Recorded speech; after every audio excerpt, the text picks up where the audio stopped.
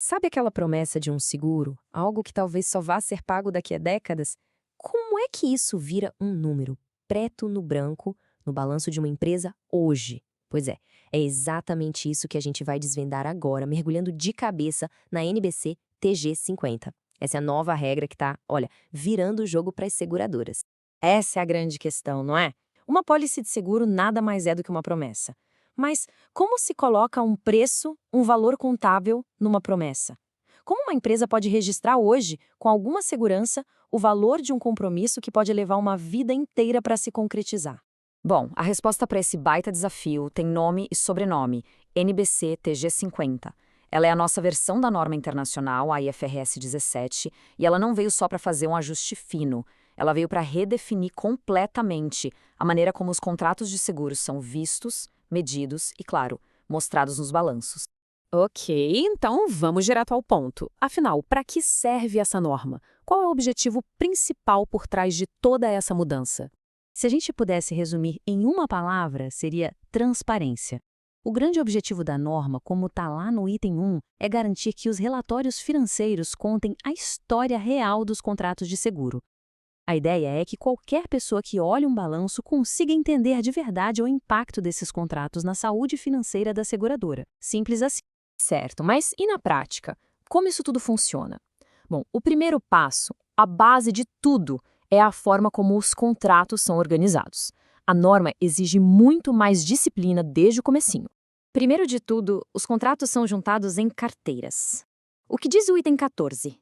Que uma carteira agrupa contratos que têm riscos parecidos e que são gerenciados juntos. Faz todo sentido, né? Pensa aí, seguro de vida é uma coisa, seguro de carro é outra completamente diferente. Riscos diferentes, carteiras diferentes. E é aqui que a coisa começa a ficar interessante de verdade. Cada uma dessas carteiras, de acordo com o item 16, precisa ser quebrada em pelo menos 3 grupos. Isso força as seguradoras a serem, digamos, brutalmente honestas desde o início. Elas têm que separar o joio do trigo. De um lado, os contratos que já se sabe que vão dar prejuízo, do outro, aqueles que são claramente lucrativos, e no meio, todo o resto. Isso, gente, é uma virada de chave gigantesca na transparência. E quando é que esses grupos entram oficialmente na contabilidade? O item 25 define os gatilhos. Pode ser quando a cobertura começa, quando a primeira parcela do prêmio vence, ou, no caso dos contratos ruins, no momento em que fica claro que eles vão dar prejuízo. O que acontecer primeiro dispara o reconhecimento contábil. Agora a gente chega no coração técnico da norma. Mas calma, sem pânico. Vamos simplificar.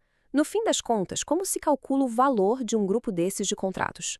O item 32 nos dá a receita do bolo. Basicamente, o valor do contrato é a soma de 2 blocos gigantes. O primeiro são os fluxos de caixa de comprimento, que é, em resumo, uma estimativa de toda a grana que vai sair. O segundo é a margem de serviço contratual, que representa o lucro que se espera ter no futuro. Vamos nos concentrar no primeiro bloco, os fluxos de caixa. Para calcular isso, são 3 passos. Primeiro, estimar tudo que entra e tudo que sai de dinheiro. Segundo, trazer esse valor para o presente, porque, dinheiro no futuro vale menos que dinheiro hoje. E terceiro, adicionar um tal de ajuste de risco. Pensa nisso como uma gordurinha para queimar, um colchão de segurança para cobrir as incertezas.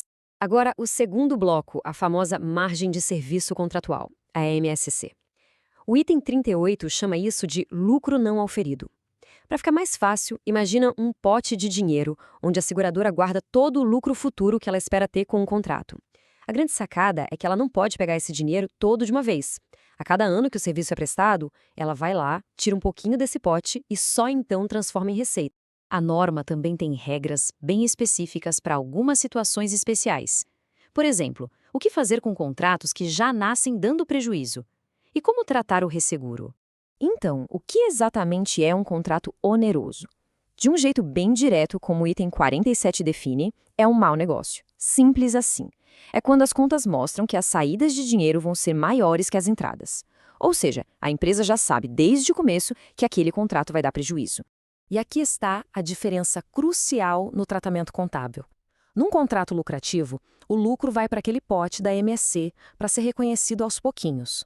Agora, no contrato oneroso, a regra é dura. O prejuízo esperado tem que ser reconhecido na hora, de uma vez só. Não tem pote de lucro para um contrato que já nasce no vermelho.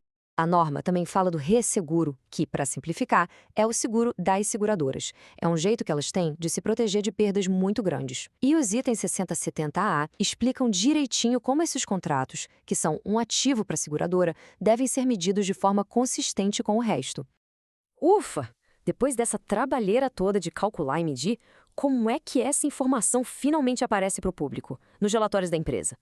No balanço patrimonial, a ideia é ter uma apresentação mais limpa. O item 78 diz que as carteiras de seguro e de resseguro têm que ser mostradas em linhas separadas. E dependendo do resultado dos cálculos, cada carteira vai aparecer ou como um ativo, se a empresa tem direito a receber, ou como um passivo, se ela tem uma obrigação a pagar.